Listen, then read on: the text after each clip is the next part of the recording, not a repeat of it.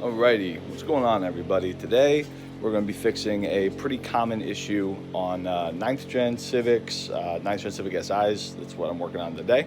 But this is a pretty common issue on pretty much anything from like the mid to late 2000s and mid or early to mid 2010s. Basically, any Honda model that has an integrated handbrake design for the parking brake. What happens is basically whenever you pull the handbrake, the caliper is what closes on the rotor. That's not super common for handbrake designs. A lot of them utilize kind of a mini drum brake type of thing that operates within the rear rotor.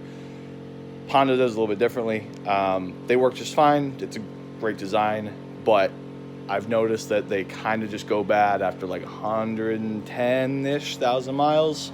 Obviously, your car is going to be a little bit different depending on whatever, but I've noticed it around like 100 to 110,000 miles they go bad. So today I'm going to be doing them on my SI Coupe. The right rear is locked up, but I did this job literally 8 months ago on my buddy's 2012 sedan. He's also got a 9th gen SI, and basically one of his calipers locked up, and we only ended up doing just one of them because he was being cheap. 2 months later, the other one went bad, and we had to do it again. So I'm just gonna cut out all that BS, and I'm just gonna do both sides today. Both calipers, both rotors, both sets of pads. The parts are readily available if you have to do this on your own car. You can get the calipers at Napa or really anywhere else. At Napa, I know they're like $77, I think, once you turn in the core for them. So that's really not that bad for a caliper. But I got the Rock Auto special, power stop, powder coated calipers, and drilled and slotted rotors and all that stuff, because Honda gang, got to rice it out a little bit. But I'm going to be walking you through how we do it. I'll kind of show you how I know that this is the issue, and it's really not a tough job. It should only take not too long, probably less than 2 hours. I'm just doing it in a garage on the floor. You don't really need anything crazy for tools, a few wrenches, sockets. I mean, obviously power tools make everything easier, but you don't really need them. So yeah, let me show you how I know that this is the problem that we're having, and then we can just get going on the job. All right, so basically, this is the good side. So I'm going to show you this first for comparison. So obviously it's a front wheel drive car, so there's no axles or anything connected to this. The e-brake isn't pulled because obviously that would make everything impossible to get off. So pretty much this should be a pretty much free spinning wheel, essentially. You can spin it. You hear a little bit of scraping, and that's just because obviously the pad is just softly floating within the bracket. But that's normal. This is what you should expect. This is fine. When we go to the other side, this is the side that has the problem child. You'll be able to see the difference. Oh yeah, sounds really good. Sounds even better when you're driving, trust me. So that's the issue we're having. That's pretty much just because the caliper is like halfway locked at all times. I did a test while I was driving just to see if that was the actual issue, and I just kind of lightly pulled at the handbrake to see if I noticed a difference. And it didn't make a difference while I was driving, which means that this caliper is pretty much always engaged right now. You can kind of see residue within the wheel. It's kind of just like hot stuff like falling all over the inside. That's the pad cooking against the rotor, basically. Whenever I pull it off, you'll be able to see, but rotors really shouldn't be that shiny. Let's see if I can show you the other side for comparison. It's gonna be easier to see when I get it all apart, but obviously for right now, you see how that's kind of like dulled, but the other side is like almost mirror polish. That's not supposed to be like that. So a lot of heat being generated from all the friction, and it's just gonna be an easy repair. Pretty common thing. So yeah, let's get cranking on this. It was 60 degrees yesterday, and now it's snowing. No warning. Nothing from the weathermen. Well, whatever. Nothing like working on your car in 30 degrees, right? Put some gloves on just because it's 30 degrees outside, and I don't want my fingers to get all numb and cold and stuff. There's nothing worse than that. So I'll pull this wheel off, and we'll get started on this. Got the air gun, 19mm socket, pretty much standard for all Hondas. Compressor's going. Let's get to it.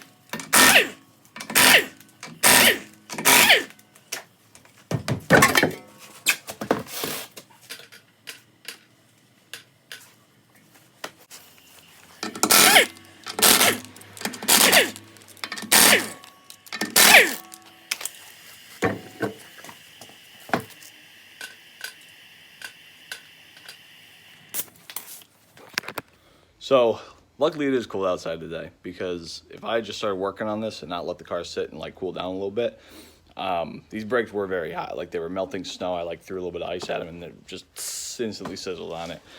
So if you're gonna do this job, don't do it right after you finish driving, or you're gonna have a really bad time. So first things first, what I always like to do is Honda likes to use these little screws to kind of hold the rotor on. Right there, there's one right there. So the best way to get those out is with an impact driver. And if I have my kit anywhere, that would be pretty freaking sweet if I could find it. So this certainly isn't the best one of these ever, but what this is called an impact driver. I think that's literally what it's called. This is a Mastercraft one. Yeah, impact driver set. Basically, it's got these big like screwdriver bits that you put in there. It's got the cylinder on the back end of it, and basically what you do is you can switch directions of it just by twisting it. Here, I'll show you over here in the screw and what we're actually going to be doing. So basically, you put it in the screw like that. You want to turn it to whichever way you want to turn it. So I obviously am loosening it, so I'm turning it to the left. If you wanted to tighten with this thing, you would just crank it to the right, and you saw the cylinder rotate, and then whenever you hit it, basically whenever you hit this, there's like gear teeth or something in there, and whenever you smack it with a hammer, it'll move that hard in whichever direction you choose. So I'll kind of show you how it works. I got the other side already loosened with this thing, so I know it works. I've got a Matco one of these. I think my brother's got it up at his shop, maybe, but this one seems to work just fine, so I'll just show you how it works. Honestly, this tool is kind of a must-have for this job, because I have like broken so many bits trying to get these screws off, and just like screwed up so many of these freaking rotors. Like you end up getting a drill to try to drill them out, or you get like a die grinder and you gotta like cut a slot through them or something like that. But this is just way easier to do it this way. Sometimes they're a pain in the butt, but you know, you try long enough, eventually it'll work for you, or at least you kind of hope it will.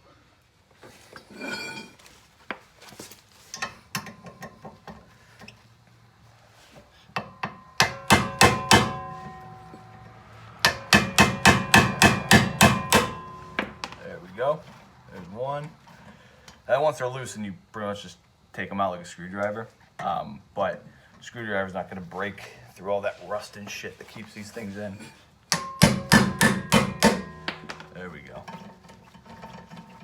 Nice.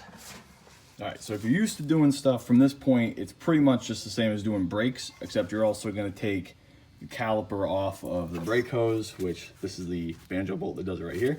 Here's the brake hose. However, we're not going to do it the normal way, because the normal way, you kind of, obviously I'm replacing the whole caliper.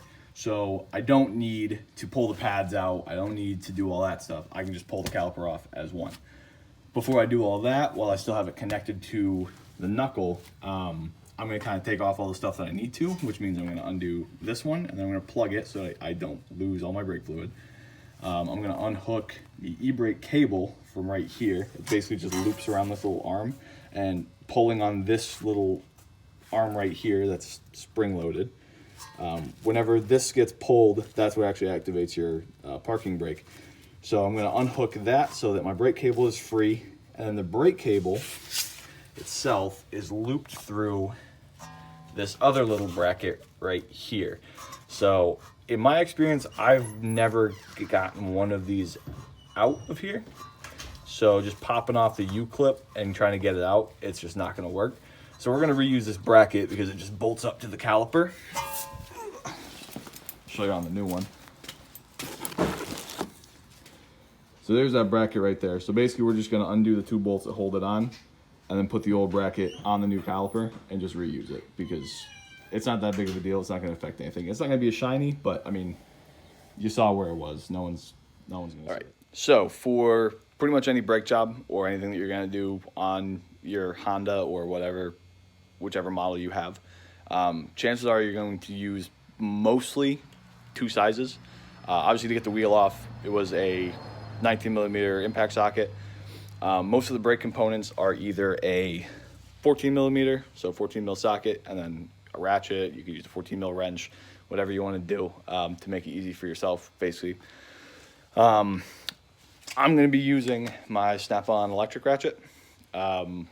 These things are a lifesaver, by the way. Just shameless sales pitch. One of these, Milwaukee makes a good one. I think they make a 12 volt and an 18 volt, whichever one. Either way, whichever one you decide to get, they make a difference no matter what. I also have a 12 millimeter socket on the end of this. These are pretty much the two main sizes you're going to be using for this job.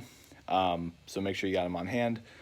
Again, electric ratchet, it's not necessary, but I'm going to show you why this is my favorite fucking tool in the entire world. And the other thing is we need something to clamp that brake hose with so that we don't lose all of our brake fluid. These are just some plastic locking clamps. I think these are Matco, but I know you can get these at Harbor Freight. You could probably get them at Home Depot or wherever else. A bunch of places make them. You just clamp these on the hose so they can't leak anything out. Another good trick that I learned when I was working at a repair shop was the fitting that the banjo bolt goes through that actually holds it on to the caliper. I'll show you right here. It's this thing right here. So whenever you take this bolt out, there's a hole through there. And so the rubber valve stems, like the ones that you put through your tire or in your wheel to put air into your tire, those fit perfectly in there, and they work as like a rubber cork, so that your fluid doesn't just leak out. So I don't have any of those on hand. Obviously I'm at my home garage right now, so I'm just going to use the clamp. There's a small risk that if I clamp it too hard I could damage the hose, but again, I'm using kind of a soft plastic clamp for it, so I'm not super worried about it. Whatever you got is probably fine. I just don't like using metal clamps for this type of shit. So we'll take our clamp and put it, I mean, it doesn't really matter where you put it. I'm gonna put it closer to the end just so we can maintain as much of that fluid as we can. So clamp it, pull the lock up nice and tight, tighten a little more if you want. We get our ratchet, make sure it's going the right way.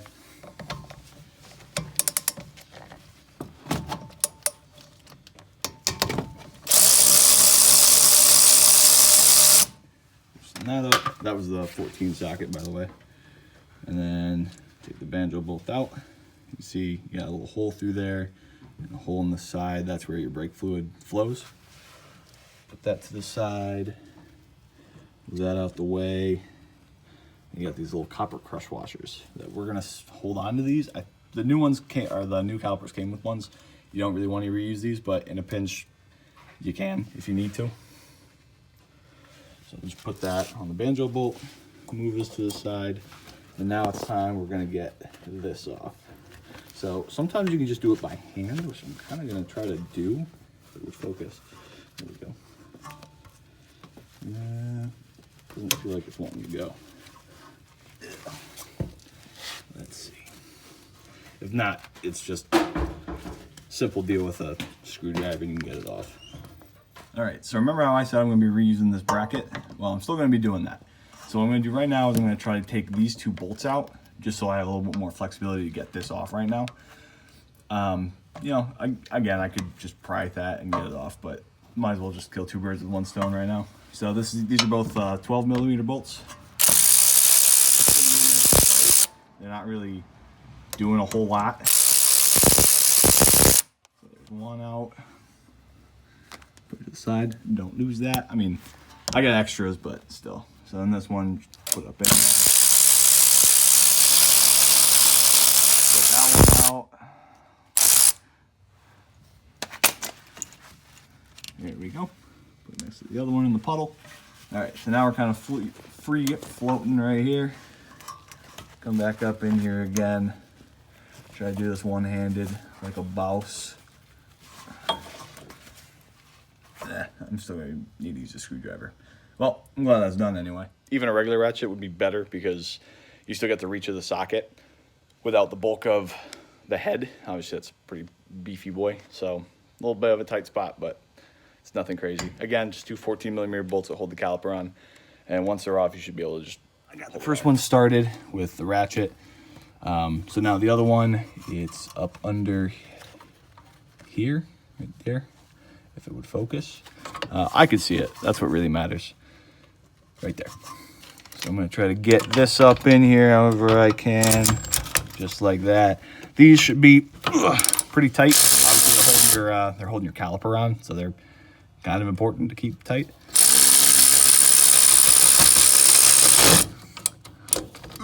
So I'll get that one loosened.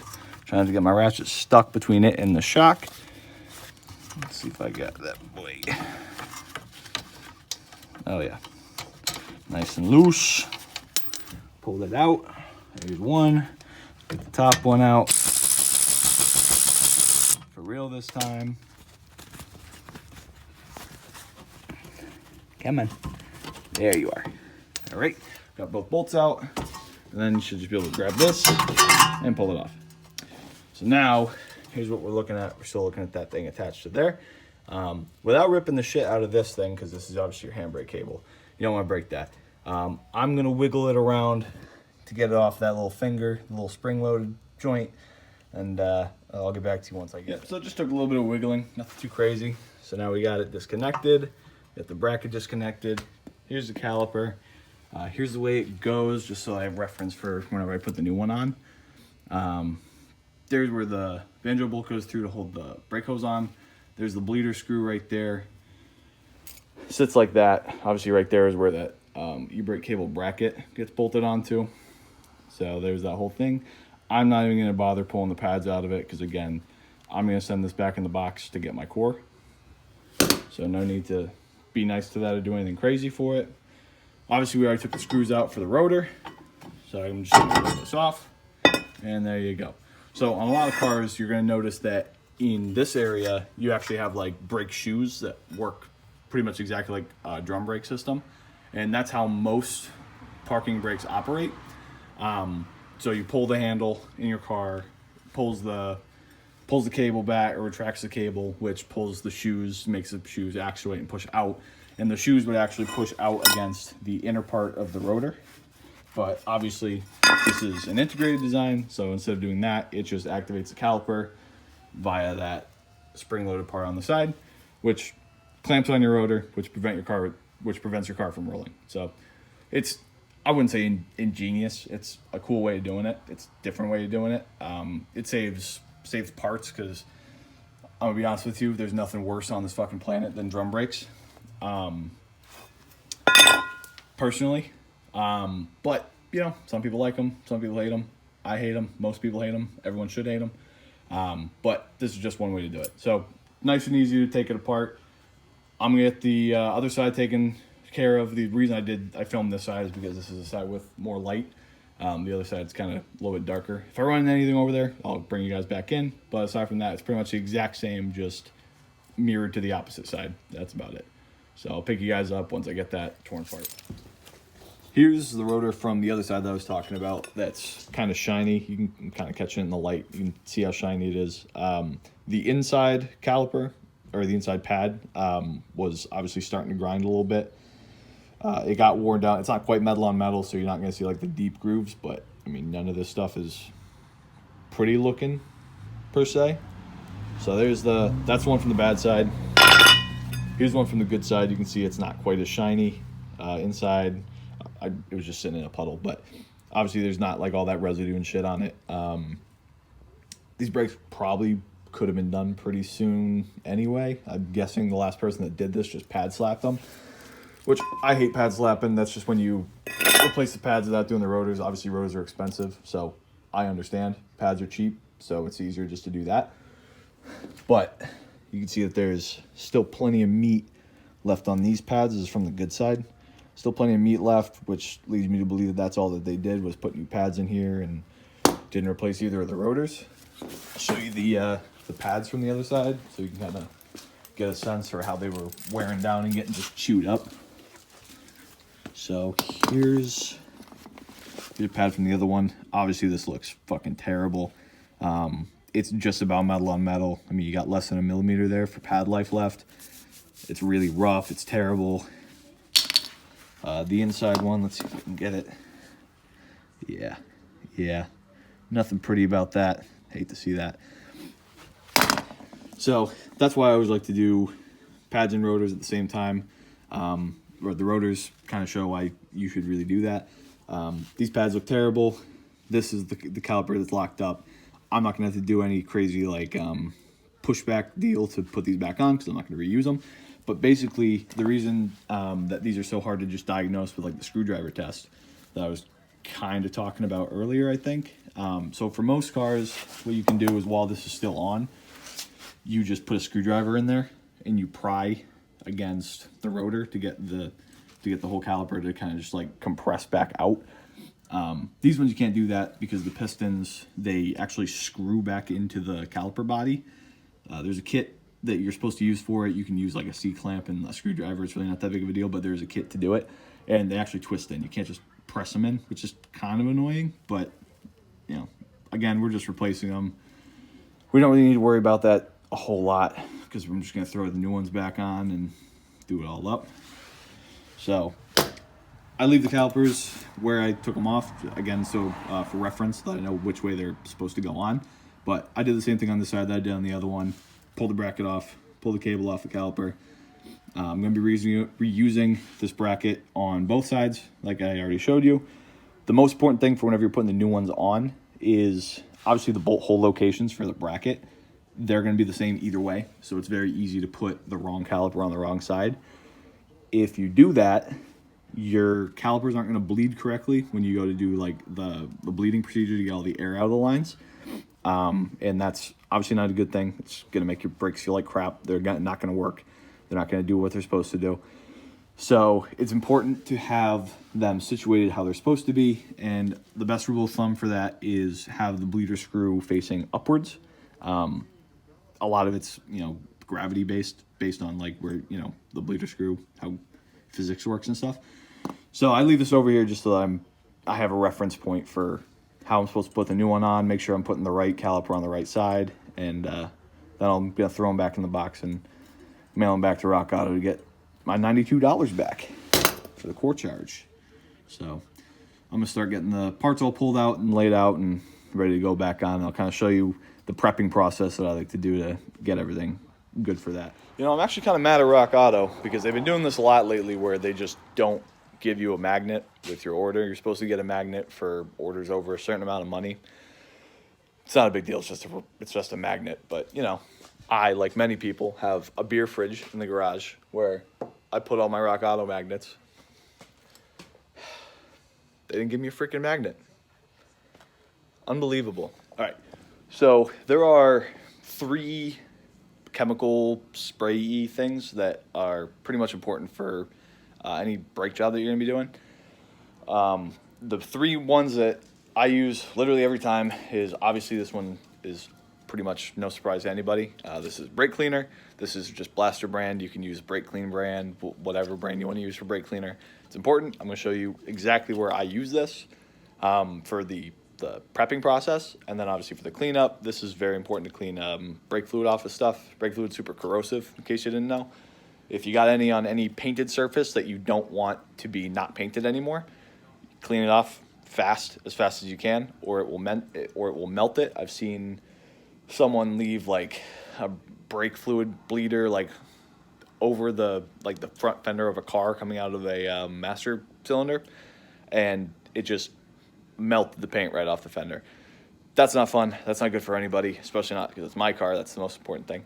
But you want to clean up all your brake fluid that you can. We're going to do that at the end. So brake clean is a must for that. The other thing is brake lube. This is just silicone kind of injection-y lube. I'll show you where I put this on the pad brackets. I think it's super important. It's really good to make it so that your brakes don't make noise whenever they're actually working, so they don't chatter around while you're just driving. All these annoying little things. This pretty much prevents it. A lot of people don't like the silicone one because they say it doesn't last as long. I've never had an issue with it, but there are different types. Let's see if I have another. I do. Yeah, right here. Oh, no, that's anti-seize. Never mind. This is anti-seize. If you ever want to cosplay as the Tin Man and you want everything that you own to be covered in bright silver, basically paint that is impossible to get off of anything, use this. Just open the can and it'll get on everything. I guarantee it. Anyway, so there's like paint on brake lube. It works the same way as like the silicone stuff that I'm going to use, but you know, there's different compounds, there's different, you know, high temp and whatever. For this, we're doing rear brakes on a Civic. I'm going to use that, and it's going to be just fine. But the other one that I'm going to use right now, especially for the prepping process, this is called Disc Brake Quiet. You can get this from most places. Most places sell it. There's a bunch of different brands of it. Basically, what you do is you spray it on, just like in the picture, you spray it on the back of your pads. It works like a light adhesive kind of. And it just kind of makes it so that your pad doesn't chatter inside of the caliper and inside the bracket. That gets really annoying. It's not super detrimental, but I don't like having to blast the radio everywhere I go so that I don't hear a noise that my car's making. Some people like to live their life that way. Not me. So I'm going to show you the prepping process that I do for brake pads whenever I do this kind of thing, and this is vital to that process.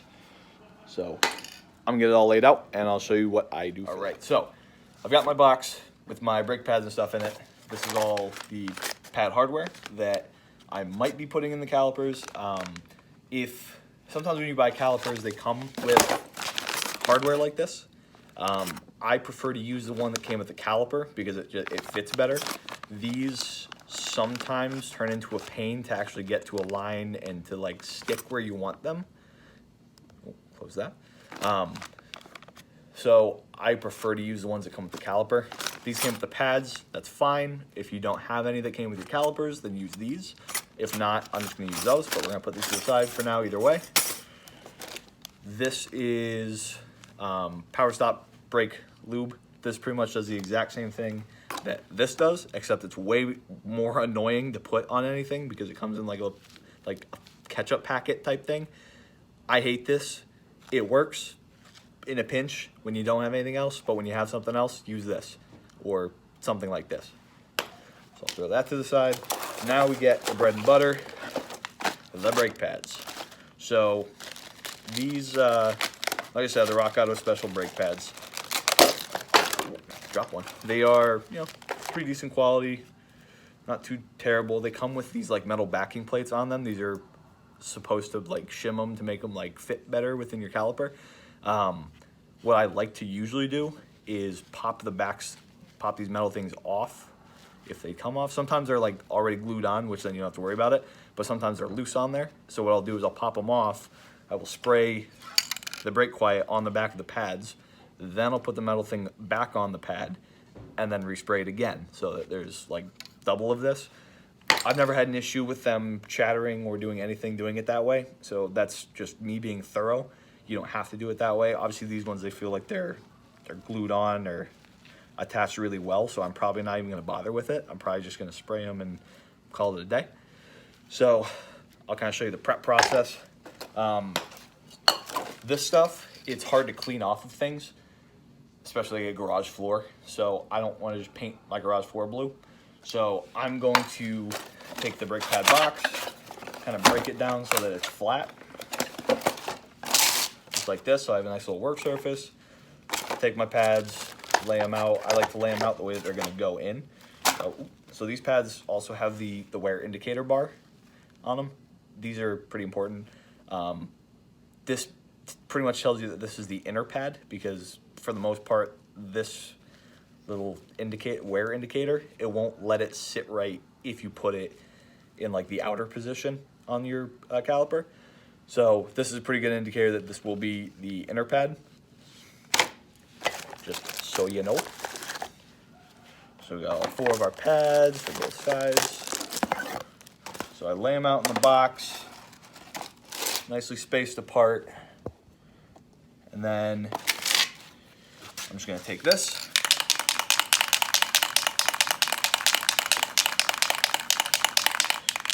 shake it up really good like it's spray paint, and then you pretty much just use it as if it's spray paint. It looks like you're painting the back of your pads blue, but it does serve a purpose. Pop the top off and give these a nice little layer.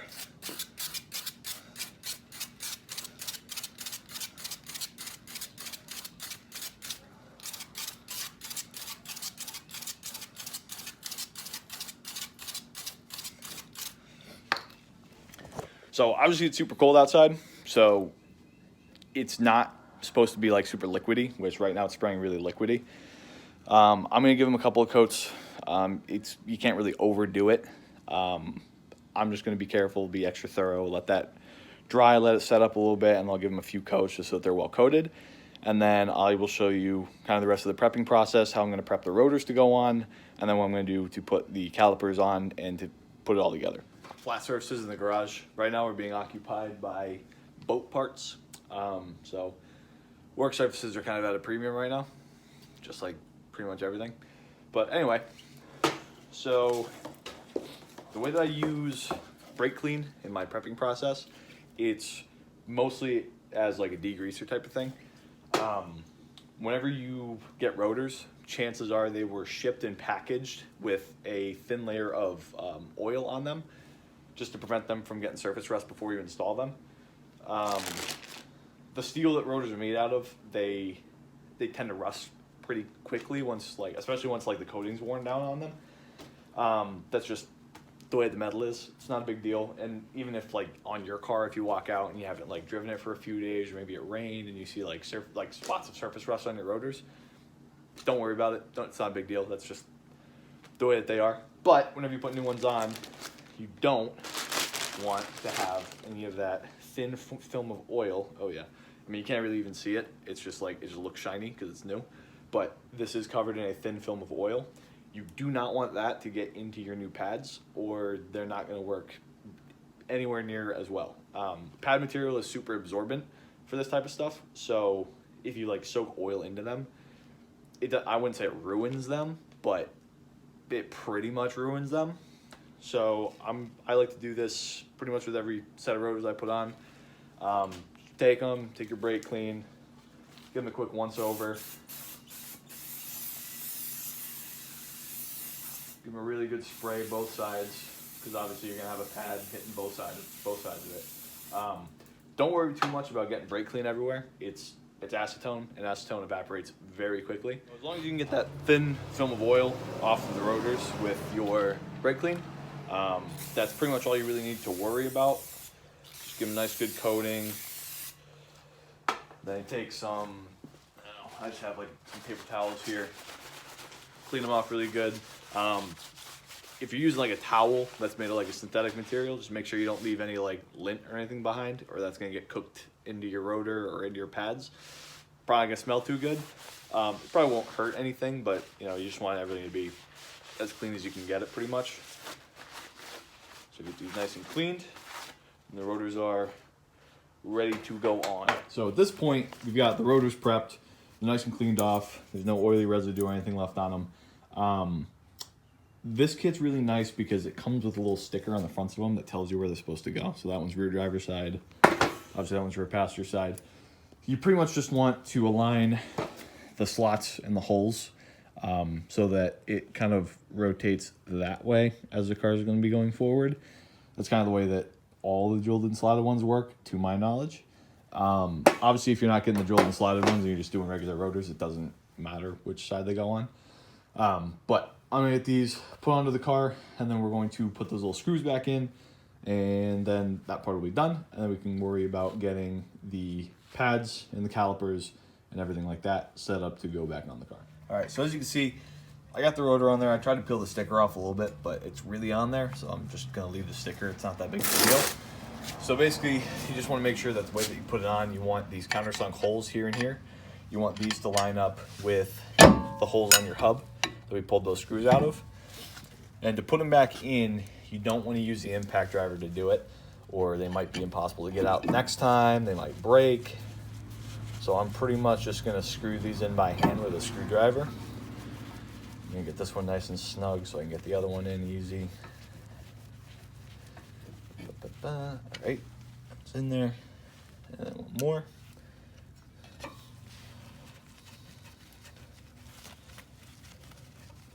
Okay, so you should, whenever you go to like final tighten them, there should be like a little tiny click. These aren't going to do it. Maybe this one will. Nope, no clicks. All right, so sometimes they'll have like you'll hear or feel just like a little tiny click as you're tightening them, and that's pretty much all you want to tighten them. The only amount that you want to tighten them, otherwise they're going to be impossible to get out the next time. So you don't have to go crazy tightening them, because again, like most cars don't even have them. They're not necessary. If you want to just not use the screws and just throw them away, you can do that too. I'm going to reuse them just because I have them and they came out okay. But you really don't need to put them in hand tight with a screwdriver. That should be good enough. So I'm going to bang the other side out, do the same thing to the other side, and then we're going to move on to getting the pads ready to go on. All right, so we've got our pads nice and coated. I put a few coatings of the brake pad quiet on them just so that they're nice and good.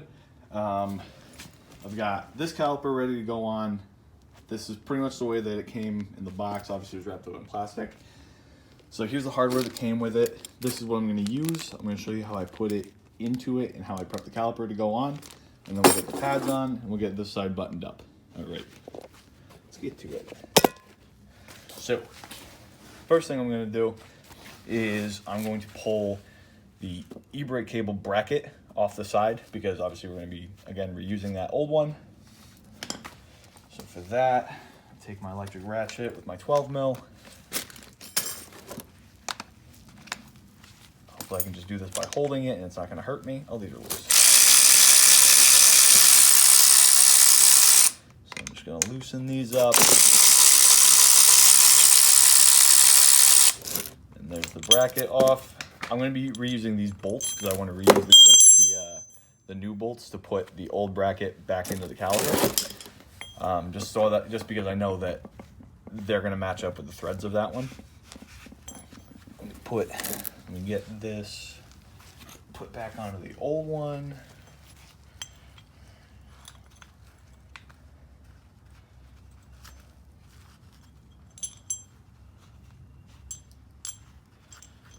Alrighty.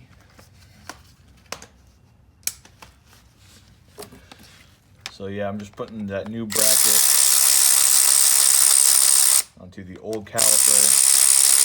Then I'll send it back. So they don't like to give you the core charge back if you don't send it back exactly the way it came. So that's why I'm putting it back on there, just to make sure that I actually get my money. I'm just gonna leave the pads in there. I don't really care about that. They can do that. They're basically gonna take this old caliper and then rebuild the inside, put new seals in it, clean it up, paint it, whatever the fuck they're gonna do. And then they're gonna resell it as a remanufactured caliper. So that's why the core, you're basically just sending them the outside of it. That's why they give you money back for sending it to them. So that one's good.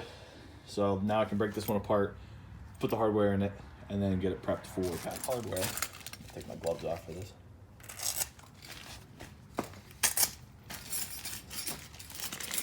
Take our hardware out of the bag. If I can get the bag open. Okay. So again, I mentioned that it came with new crush washers. So there's the new crush washers in the bag. I'm gonna keep those in there so they stay nice and clean. So this is basically what pushes the pads down into the caliper to keep them where they're supposed to be. And then these are what they kind of ride on in the bracket. So these just go into the bracket just like this. Just follow the shape of it, make sure that, you know, it makes sense. If you need to reference the old caliper for reference, you know, just to see how everything goes, do that, just look at it. All right, so I had to pull out the other bolt to make it easier to work on, and I kind of used some pliers to get them to sit nicely in there. It seems this powder coating added a lot of width to the inside of here. So, but you kind of just get them in there to sit nice and flush, and that is where you actually put your brake pad lube. So I'm just gonna put a little bit of a dab on kind of all four of these spots. Nice and small. And then you just take your thumb or your finger and you smooth it out. Put a nice little film on all of it. You don't want it to be super thick or it's going to glob up and get all over your rotor and all over everything. You don't really need that. You kind of just need a nice lubricated pad for your pads to for your pads to ride on. All right. So once that's nice and in there, now we're gonna put it all back on to here. All right. So basically all I'm gonna do here is I'm gonna bolt the bracket back onto the back of the knuckle to begin with. So I'm gonna stick it back here. Make sure it's lined up where I need it. Get the bolts back going.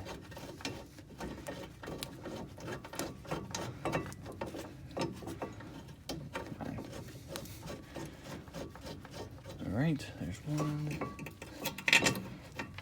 The second one started. Okay. At this point, you can tighten the bracket on all the way. And again, this is what you want to be. This is what you want to be like super, super tight.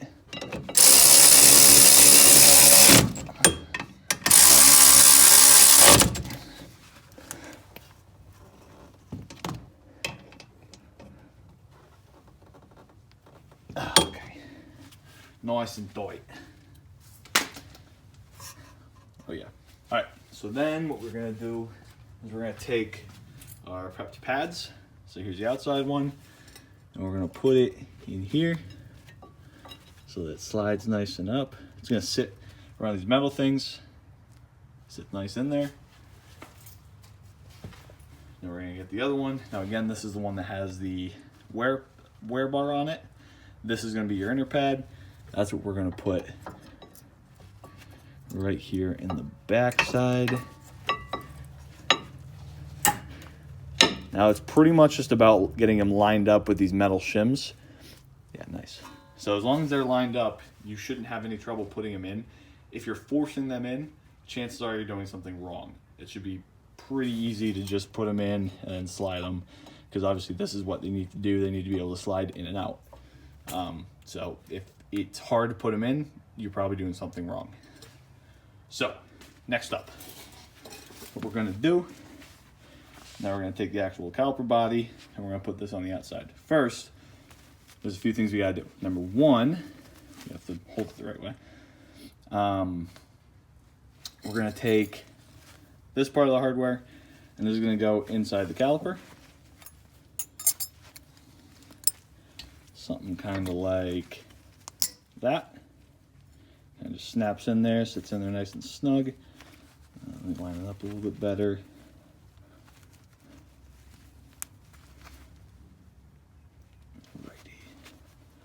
Alrighty. Nice. All right, so that's nice in there, nice and lined up. And at this point, I'm going to take an e-brake cable that we disconnected, and I'm going to get it on the e-brake lever as best I can, the way that it's supposed to go. So I believe it should go something like that and just sit on there. Yep. I think. Yep, nice. And then I'm going to leave the rest of it loose for right now. I'm going to put those bolts in afterwards so that it's easier to put on right now.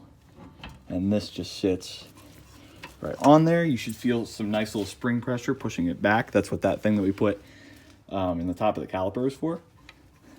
So push it in. A little bit of lint stuck to my finger. Don't want that in there. Get these bolts started by hand.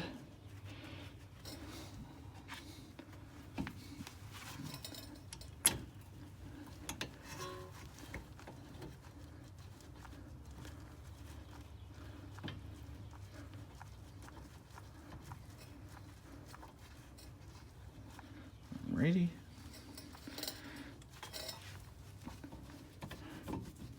Oh. Alright, so neither of those started. I think this one is, yes, I believe that one is for, those ones are for the e-brake bracket. Okay. They're almost the same bolt. I'm sure you could probably use them both for the same job, but.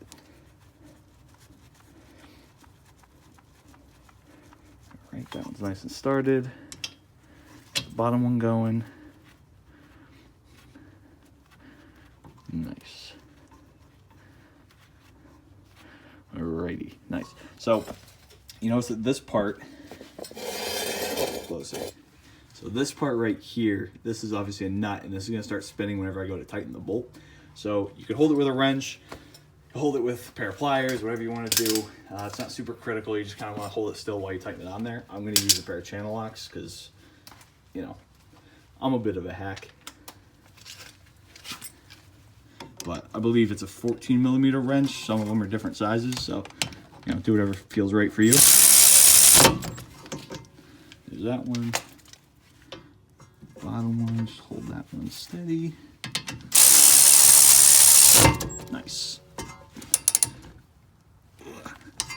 Give them a nice little cinch. These ones don't have to be crazy tight, but you don't want those bolts coming loose, obviously. So give them one good crank. It should be plenty. Nice. All right, so the whole caliper should be able to move relatively freely with ease in and out, just like that. Nice. Got the brake cable or the handbrake cable hooked. So now I'm going to tighten that bracket back on the backside, and then we'll go about putting the hose back on and then how to bleed this out once that's back on. All right, so the new calipers didn't come with new banjo bolts, so I'm gonna have to be reusing the old ones. It's very important that whenever you're using the old one, you have to make sure that you get both of the old crush gaskets off of it. I already did that. The one that like sits closer to the head of the bolt is sometimes hard to get off. So just use like a small screwdriver, get some pliers, whatever you need to do to get it off. It's very important that you don't have one of the existing washers still on this when you go to use it again. So you also want to make sure that it's nice and clean. You don't want like big pieces of grit or crap on them. If you do, there's a good chance that stuff might end up in your brake system. That's not going to be good. So this one's pretty clean. I'm going to put the washers on here in a second. And we're going to take this little yellow plastic plug out of the new caliper.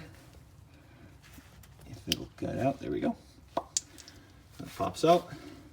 So I'm going to take the crush washers out of the little baggie. Oh, I dropped both of them. So same thing for the washers. You want to make sure there's no like grit or crap on them because, you know, it's not going to be a good day if there is. So I'm going to put the first one on close to the head like that. And then I'm going to get my brake hose.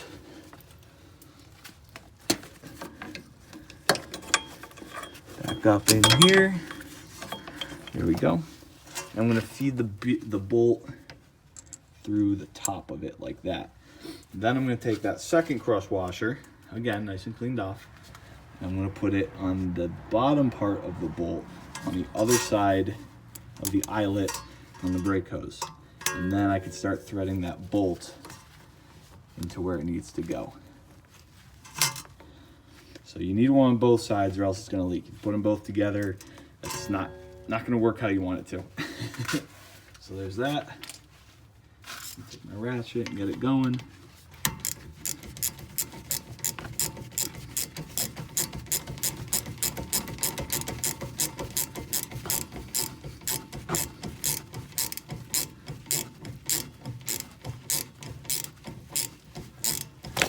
Oop. Sorry about this, guys. Just whipped you. Alright, so again, this bolt is just kind of, all it really does is like holds the pressure from the brake fluid going into the caliper. So you don't need to make this crazy tight. You know, you don't want to strip those threads out of the caliper. That would be really bad. But you do want it nice and snug. Get it nice and tight just to make sure that it's not going to leak anything. Make sure it's going to hold good pressure. Oh, there we go. Nice. Just like that. All right. So then you can pop your clamps off of both sides.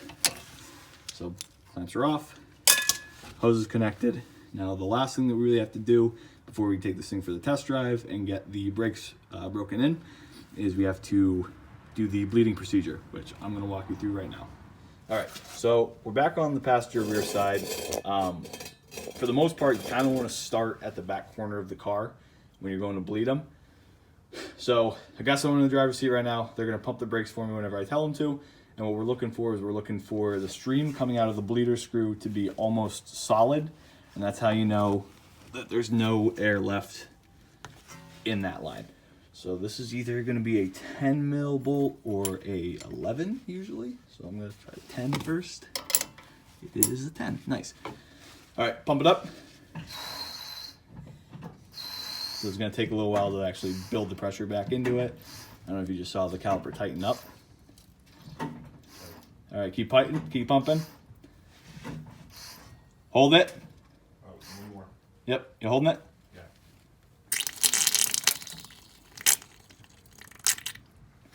All right, pump it up.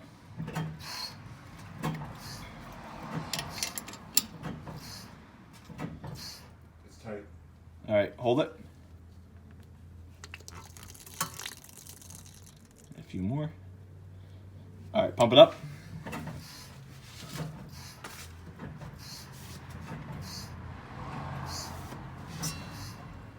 It's tight. All right, hold it. All right, maybe a few more of those. All right, pump it up again. It's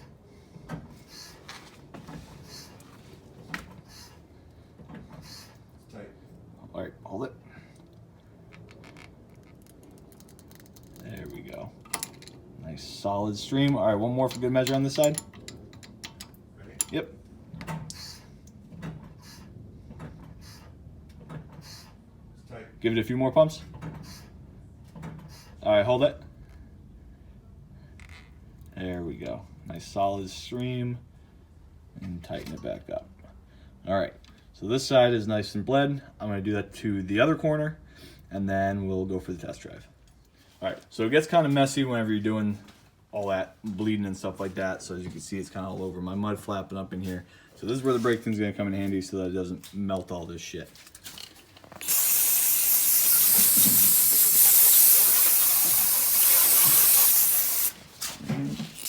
Clean the caliper off. Make sure you get all this stuff nice and good. Alrighty. So bleeder screw's tightened, other side's bled. Let's put that little rubber cap back on wherever I put that. There you are. A little cap, the bleeder screw, right there. All right, spray out the other side.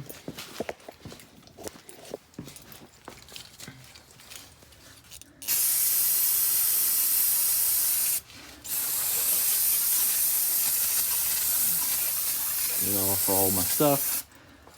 I'm gonna take this thing to a car wash anyway. Got plenty of winter salt all over everything. Alrighty.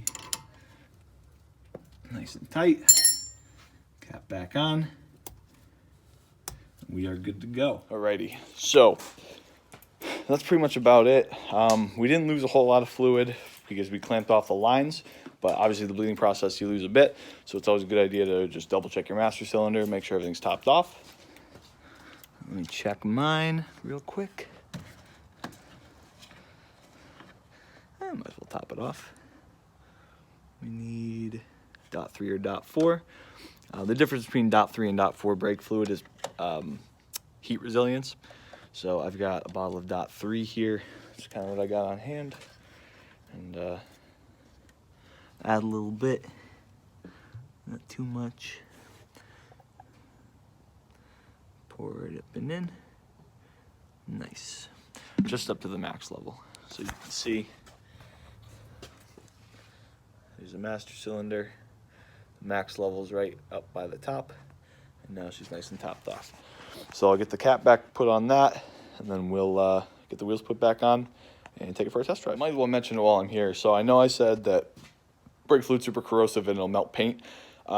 It's also not good for your skin or for your hands. And as you could tell from the video, it's really easy to get all over yourself whenever you're doing the bleeding process. So do yourself a favor, if you get on your hands, wipe it off with a rag, and then go wash your hands really well with really good degreasing soap or something like that. I'm gonna go do that right now before I get in my car and touch everything with it. And then we'll get going with the test drive. Whenever you put your wheels back on, I know plenty of people that just, these are on finger tight right now, so the wheel's still loose on there. I know plenty of people that just take their impact gun and then send it on with, 10 Ooga Doogas and tighten in a star pattern, and that's great. I'm glad that that's worked for some people. I like to do things the right way, so I use this like torque stick type thing. This makes it so that you can't over torque those and break a stud or anything like that. And then I'm going to go back and use an actual torque wrench to torque them to the proper spec so that I don't have any of my wheels flying off. So it's always just like a good thing to do, always good practice. Even for this, I'm going to tighten in a star pattern. One, okay.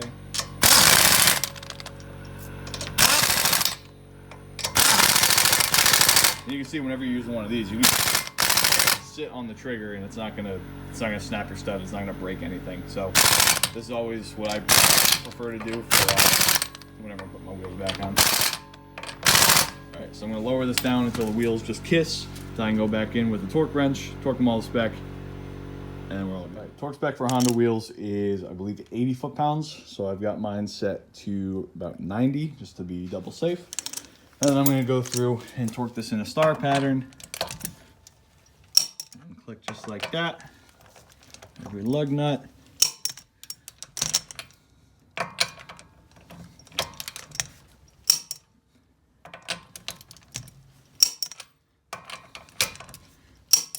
I'm going to go back through, just double check each one of those, do the same thing on the other side, and that's good. So what I mean by kiss, like it's still up on the jack. I still have it up on the little toe hook. So the tires are just barely touching the ground so that they don't rotate while I'm trying to torque them. This makes it easy. You don't want the full weight of the car on it. It could tighten slightly incorrectly. So this just makes it so you avoid that. So I'll get these torqued up and then we'll get this thing out of the garage. Upon starting, it already feels really good. The pedal feels nice and solid. So there is a proper burnishing process to get the rotors kind of broken in to where they're supposed to be, kind of like tempers them. For the rear brakes, you don't really need to worry about it, but the standard is you kind of accelerate to 30 miles an hour and then hard stop down to like 5 miles an hour. And you do that about 5 times in a row. And then from there, just kind of do like just really conservative driving for like a day or so. You know, no hard decelerations, nothing crazy like that. So I'm just gonna take it for a spin around the block real quick. And let's see how she do. Well, the sound is gone, which is nice. Not making any crazy noises. So let's get up to 30. Hard stop. All right. Let's accelerate again. Just gonna go around the block a few times and kind of do the same thing. Again, for the rear brakes, it's not super important. They'll kind of break themselves in as you use them. If it was the front, you would need to be a bit more kind of careful and really follow the procedure. But for the rears, it's nothing too crazy. You get, 70% of your braking force from your fronts anyway. So that's why I'm not really going too crazy and trying to really nail it down with that procedure that I talked about. But a few good hard stops just to make sure they're doing what they're supposed to do is probably for the best. A little bit of ice there, but she feels really good. Feels much better than she did before, obviously. I am going to check to see if the handbrake is working. Oh yeah, it's working.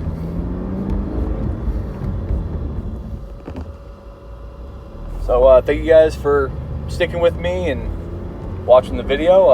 It's my first one, so I'd appreciate any feedback that you have to make the videos better, more entertaining, more informative, anything that you want to see done differently. And I guess till next time, you guys have an excellent day.